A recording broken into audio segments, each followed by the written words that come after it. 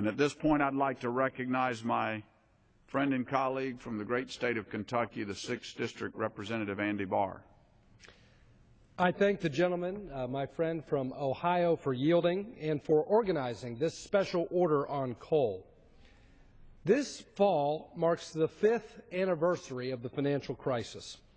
We remain burdened by a weak economic recovery, with unemployment still lingering above 7%.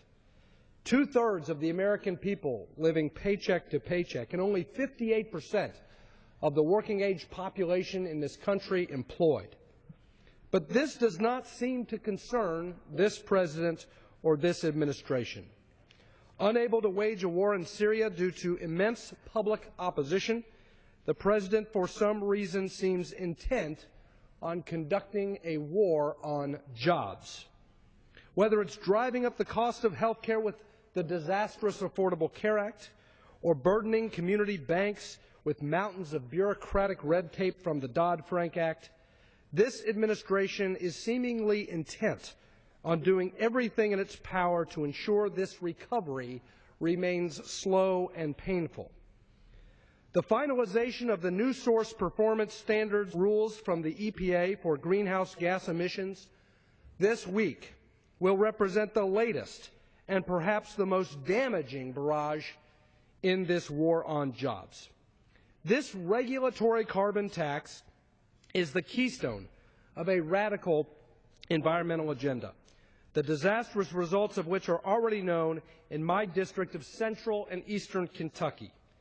The consequences of these regulations have echoed throughout the hills of Appalachia, and they will reverberate across the country in years to come. The new source performance standards will finish the job that a deadlocked permitting process and multi-billion-dollar regulations like the Utility MACT have started, killing the coal industry and driving up the cost of energy, a top-line budget item for families already struggling to get by in this president's economy. But then no one should be surprised. This is the one promise the president made and has kept. When running in 2008, President Obama, then candidate Obama, said his policies would make the cost of electricity necessarily skyrocket. More recently, White House climate advisor Daniel Schrag recently admitted this administration's previously only thinly veiled position. Mr. Schrag said famously now, quote, "A war on coal is exactly what is needed," unquote.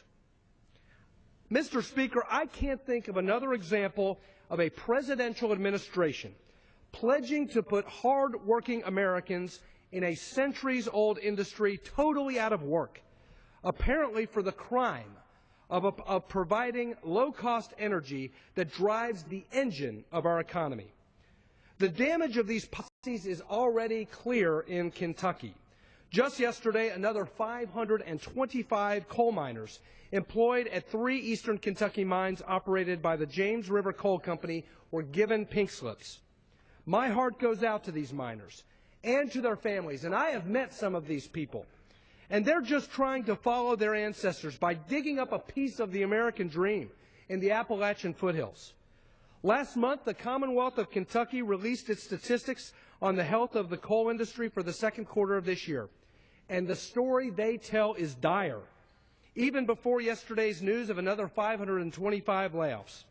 Eastern Kentucky coal mines, facing the brunt of this president's regulatory overreach, shed another 851 jobs last quarter, leaving the total number of Kentuckians employed at the mines at just 12,342. That is the lowest number since Kentucky began keeping such statistics in 1927.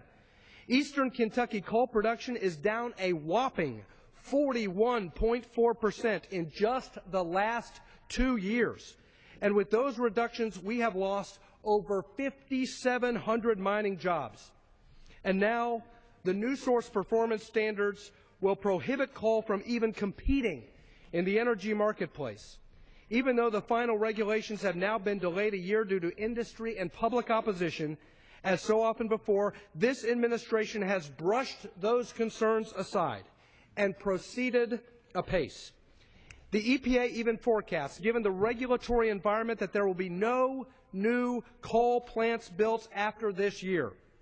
Rather than phasing in rules to allow all types of fuel to adapt, these regulations on new and existing plants single out coal, stifling the promise of carbon capture in its crib, a technology that could have provided the United States with a revolutionary technology on the magnitude of hydraulic fracturing that could have changed the course and shape of our economy, driven exports, and paid real benefits in terms of carbon emissions reductions. But instead, the United States will endure unilateral economic disarmament while our international competitors continue to pursue growth-oriented energy policies. Over the next few years, as these policies take hold, the rest of the country will be made aware of this disaster that is already taking place in Appalachia. Already, 1/5 of the nation's coal-fired power plants, 204 plants across 25 states, closed between 2009 and 2012. The rest will shutter prematurely in the years following implementation of the new source performance standards. 7 EPA regulations already proposed over the last 4 years are forecast to cost $16.7 billion annually once fully implemented. The new source performance standards will trump even that figure, constituting the largest energy tax of all time, implemented by regulatory fiat without the consent of the people's elected representatives in Congress. That's because this president's own party couldn't enact this radical environmental agenda through cap and trade in the first 2 years of this president's administration. The loss of 69,000 megawatts of coal-fired power will ripple through the economy, costing an estimated 887,000 jobs in the mining, utility, shipping, and manufacturing sectors per year. The President had pledged spur growth in manufacturing and low energy costs at home, coupled with rising wages in countries like China and India, promised to restore our competitive advantage in manufacturing. But the new source performance standards will quickly put an end to those prospects. Mr. Speaker, the United States has 250 years' worth of coal reserves at current consumption rates that could, if utilized, provide affordable energy and high-tech manufacturing feedstocks. But the President isn't interested in playing this ace up America's sleeve. Instead, he wants to stay the course on a disastrous energy rationing policy that has already put thousands in the unemployment lines in my neck of the woods in Kentucky and all throughout central Appalachia, and will put hundreds of thousands of more hard-working Americans there in the years to come. So I urge the President to abandon these disastrous, job-killing policies and to come to Congress to work on a plan that will relieve energy costs for our families, put the American people back to work, and protect the environment. Otherwise, this week's announcement of these new source performance standards will demonstrate a willful denial of these ambitions and a ruthless attack on a centuries-old industry that has provided jobs and economic opportunity for thousands of Americans. And I want to end my comments this evening by telling a story that illustrates the human cost and the human dimension of this administration's war on coal. In the eastern edge of my district sits a small town of Campton, Kentucky, in Wolfe County, Kentucky. And when I was home during the August recess, I went there and had a town hall meeting to listen to the concerns of people who are struggling. And I met a young woman by the name of Sally. And she came up to me after the town hall meeting with tears welling up in her eyes. And she looked at me and she said, "My husband just lost his job in the coal mines. He's a coal miner. He lost his job because the Environmental Protection Agency would not issue a coal mining permit to his employer. And as a result, they had to lay off all of the coal miners, including my husband," is what this woman told me. And she said, here's the problem.